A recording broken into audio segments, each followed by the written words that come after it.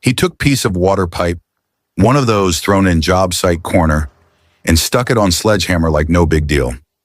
Done. Tool was born that no store sells.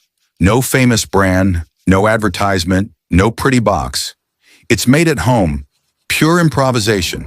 And I'll tell you, these are ones that really solve. Because when need presses, creativity works. And Sledgehammer becomes something else. Grassroots tool, no fuss, that helps more than many expensive novelties out there.